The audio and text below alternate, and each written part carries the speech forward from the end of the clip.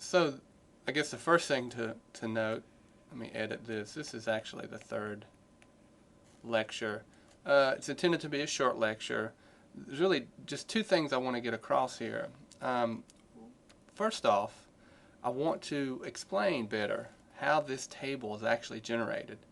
Remember, we're measuring here what is the likelihood of these of the reduction reactions from occurring. If it's a positive value, then it's a strong reducing reaction that would make example fluorine gas here a good oxidizing agent.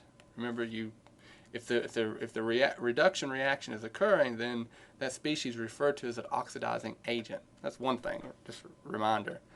That reducing reaction drives the oxidation of the other half reaction. But anyway, for this lecture, I want to explain how these numbers are generated, and then, dig a little deeper about this reaction here. And this reaction is referring to what's called the standard hydrogen electrode, which is the other thing that I want to concentrate on here.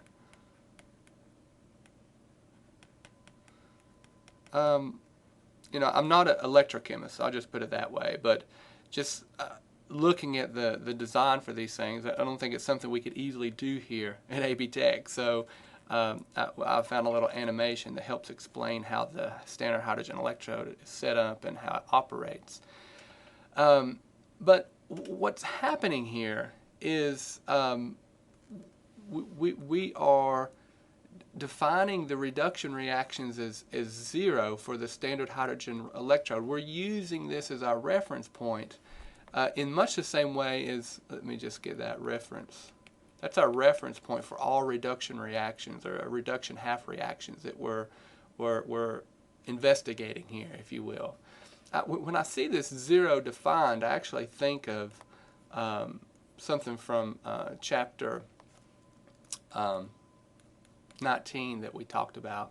This notion that Gibbs free energy and the enthalpy change for a given compound is zero for elemental forms, such as whether you're talking about one of the diatomics or you're talking about some metal such as iron or nickel. The heat of formation and the Gibbs free or the enthalpy formation, I should say, and the Gibbs free formation for any elemental compound or elemental form is zero. That's our reference point. And then, as nickel or hydrogen changes into some other chemical compound, then you would get some kind of numerical value indicating that change. And so the standard hydrogen potential, this chart I think of as a relative kind of scale. And how good is fluorine as an oxidizing agent? Well, we see on this chart it's really large, and that is in reference to, it's relative to all of these half reactions that's below it. And we had to have some kind of a middle ground, some kind of reference point. And the reason why the standard hydrogen electrode is used is because the forward reaction as shown is the reduction reaction. Well, the way this thing is designed, we can easily change it to the oxidizing agent. The reversible reaction is fairly easy to accomplish with this particular electrode.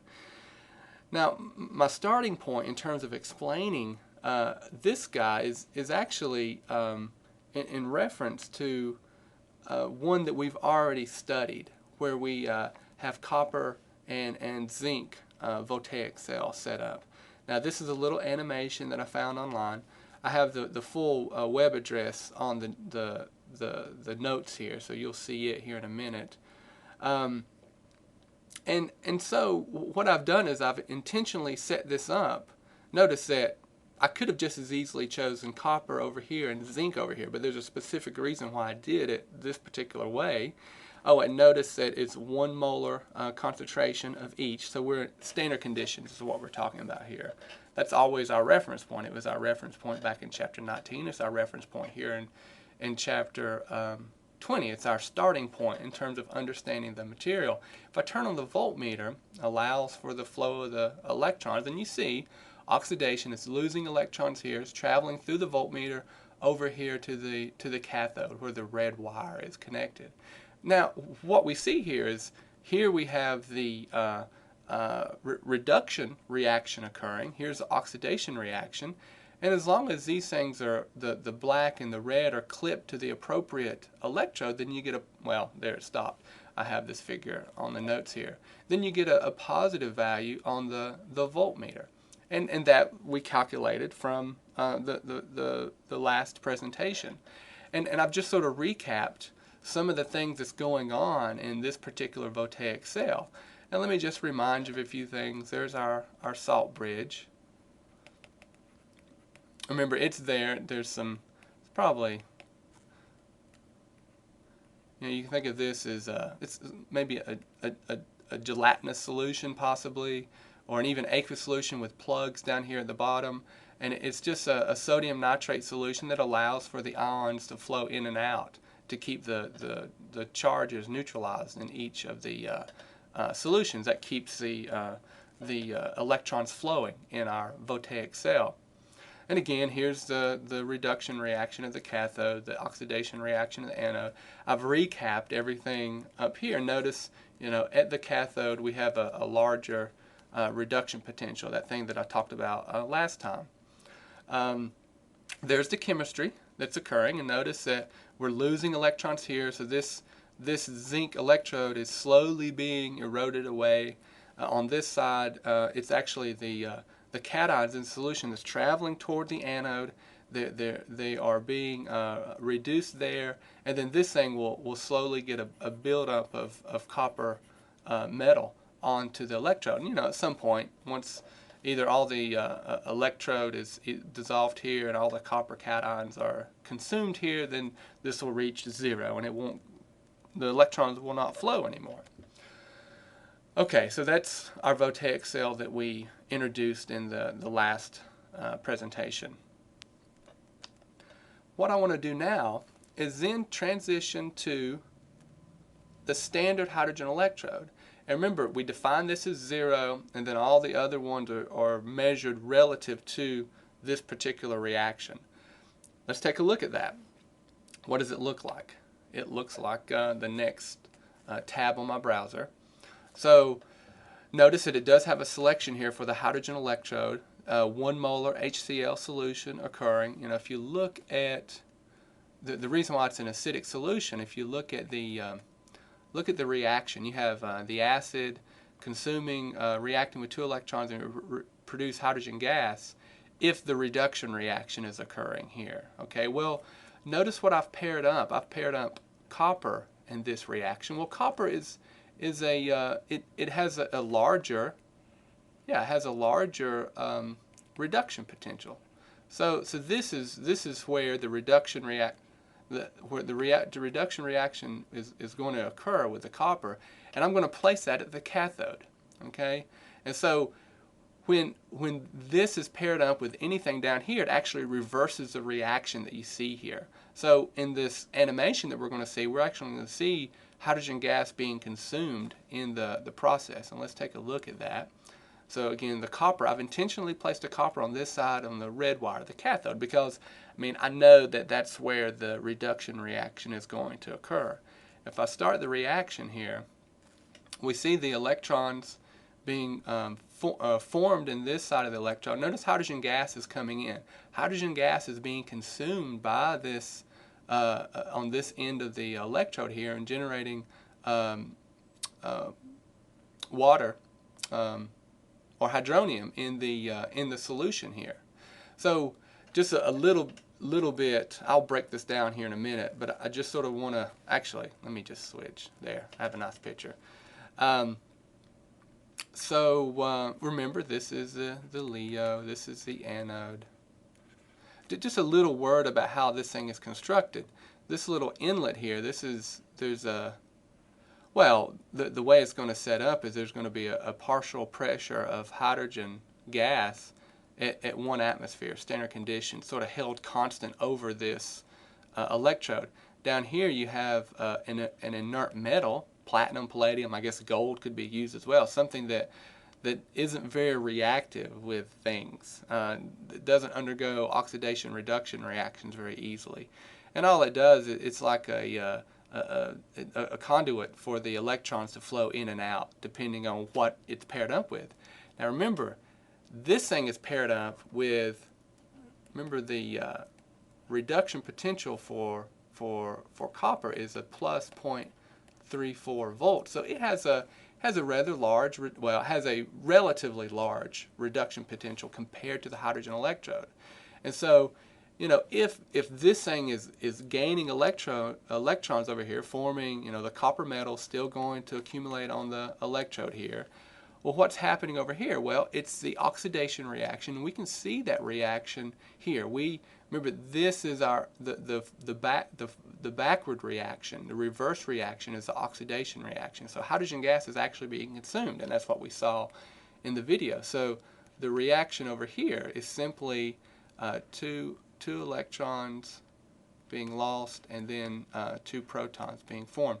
Now, the way the animation is doing this is really, it's more accurate in terms of, you know, what is forming in solution. We're forming hydronium. Those protons that are kicked off are captured by the water molecules that are in this dilute acidic solution.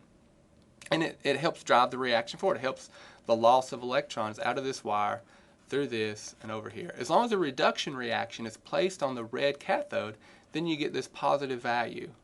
Okay, so keep that in mind. That's actually the galvanic lab that we do. There's always a question of positive, negative. If I reverse these, and this would be a negative value. We'll see this here in just a second. But, you know, back to the table. This thing here, that reaction that we just saw with the animation is the method that one would use when one generates this standard reduction potential table that you see in all Gen Chem textbooks.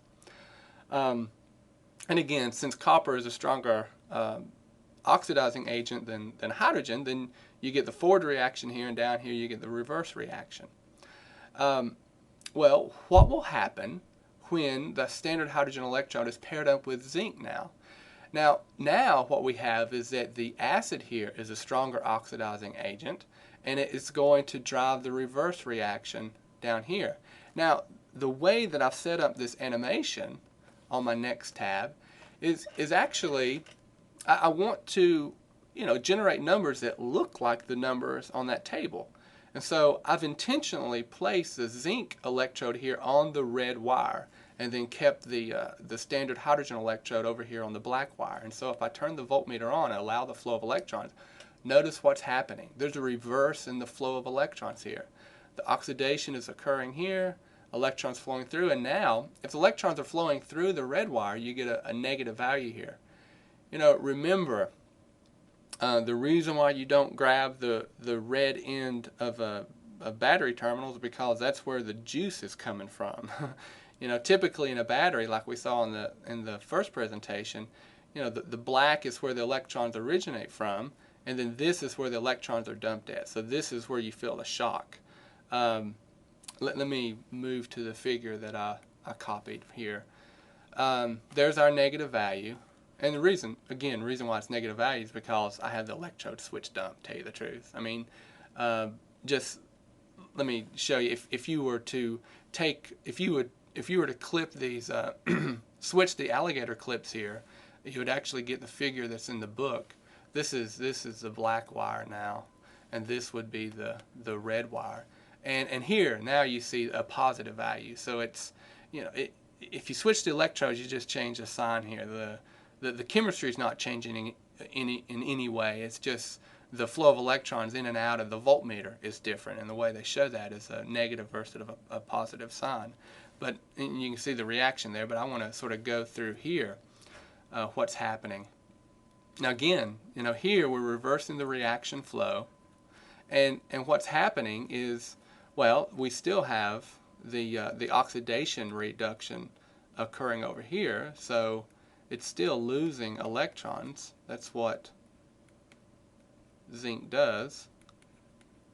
And then the electrons, when they're dumped out over here, you know, you can have the remember the standard hydrogen electrode, the reason why it's chosen is because the reverse reaction is fairly easy for it to take place.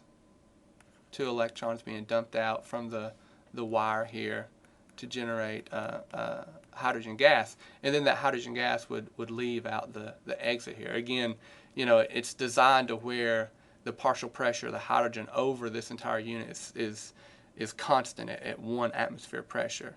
And so as the hydrogen gets dumped out, it's the pressure still is equalized here. And so it allows for one to pair up all of those different half reactions with the hydrogen standard hydrogen electrode, and we can then record the number here to generate this kind of chart. So any of these down here, if I was to take it would be probably a lithium nitrate solution at 1 molar with you might, I'm not sure exactly, I'm not an electrochemist, so I'm not sure exactly the design. Just for argument's sake, we'll just say a lithium metal electrode. I don't know if that's exactly what they would use. And then you would pair this up with the standard hydrogen electrode. Well, again, if this was on the red side, like we saw in that last animation, then we'd get a negative 3.05 on the voltmeter. And so, actually it's pretty tedious. Setting up all these half reactions with the standard hydrogen electrode then allows one to calculate this kind of relative scale for the reduction potentials for electrochemistry, what you see in all of these textbooks. So again, I just wanted to give you a little tour of this table, trying to explain a little bit about where these numbers are coming from, and then some of the physical setups that one has to go through to generate the numbers. Now, again, most important for us, I want you to understand this concept in the basic sense. But really, what's most important for us is being able to use this, being comfortable with this chart here, knowing that, again, anything, if we want to cause the forward direction here, i.e. the fluoride as the oxidizing agent, then what we do is we pair it up with anything down below, and it's going to reverse any of these reactions here. And we can use those equations that we looked at in the second presentation and the next presentation to then predict the standard EMF for, remember, the electromotive force was what we calculated last time, and it's given the symbol of E0 cell. So again, the use of the table is most important. You have to figure that one out. Again, these diagrams, these animations was mainly just to give you a little bit of background about where the standard hydrogen electrode, how it's used in this particular field. Okay.